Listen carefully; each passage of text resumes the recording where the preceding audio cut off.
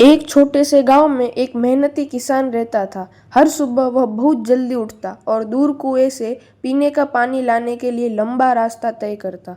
वह 2 मिट्टी के घड़े लेकर चलता। वह उन्हें एक लकड़ी के डंडे के सिरे से बांधकर अपने कंधों पर रखता। एक घड़ा बिल्कुल सही था। दूसरे घड़े के किनारे पर एक छोटी सी दरार थी। उस दरार की वजह से किसान के घर पहुंचने से पहले ही आधा पानी निकल जाता था। उस घड़े को खुद पर गर्व था, लेकिन वह हर दिन उस टूटे हुए घड़े का मजाक उड़ाता था। एक सुबह उस घड़े ने उस टूटे हुए घड़े को देखा और धीरे से कहा, देखो अपनी तरफ, तुम बेकार हो। तुम्हारा आधा पानी हमेशा घर पहुंचने से पहले ही खत्म हो जाता है।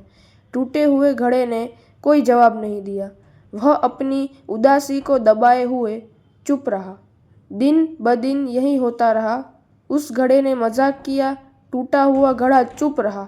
धीरे धीरे उस छोटे से घड़े को अपनी कोई कीमत नहीं लगने लगी। एक दिन वह अपनी भावनाओं पर काबू नहीं रख सका। किसान से फुसफुसाते हुए उसकी आंखों से आंसू बहने लगे। मुझे बहुत दुख है। किसान ने उसे धीरे से देखा।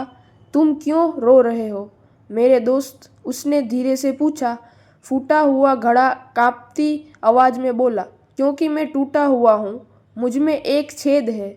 हर रोज मेरा आधा पानी बह जाता है। मेरी वजह से तुम्हारी मेहनत बेकार जाती है। फिर भी तुम मुझे कभी नहीं डांटते। मुझे खुद पर शर्म आती है। मुझे माफ कर दो। किसान ने प्यार से मुस्कुराते हुए कहा, ओह, क्या यही बात तुम्हें उदास कर रही है? चिंता मत करो। कल मैं तुम्हें कुछ दिखाऊंगा और उसके बाद तुम कभी खुद को बेकार नहीं समझोगे।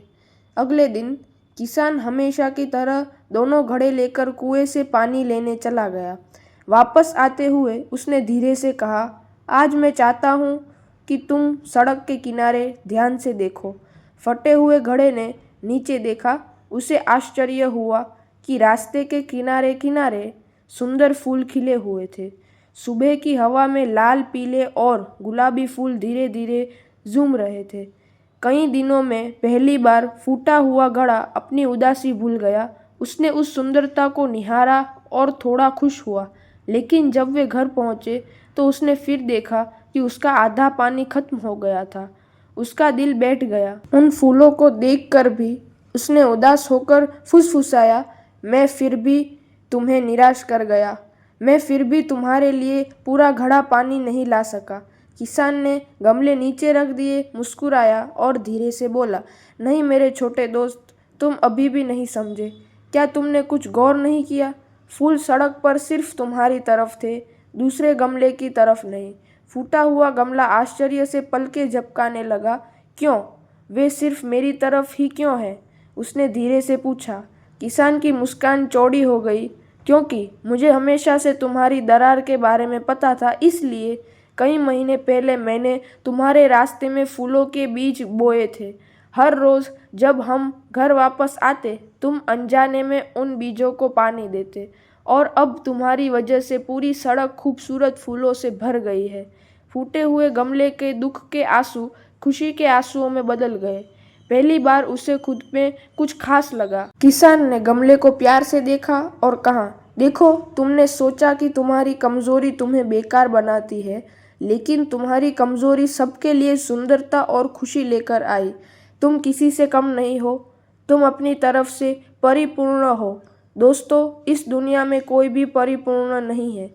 हम सभी में खामियां होती है, हम सभी में दरारें होती है, लेकिन कभी कभी जिन चीज़ों को हम अपनी कमजोरियां समझते हैं वे हमारी ताकत बन सकती है, अगर हम उनके प्रति अपना नज़रिया बदल लें। टूटे हुए हिस्से की तरह आपकी कामयाबी कुछ खूबसूरत बना सकती है।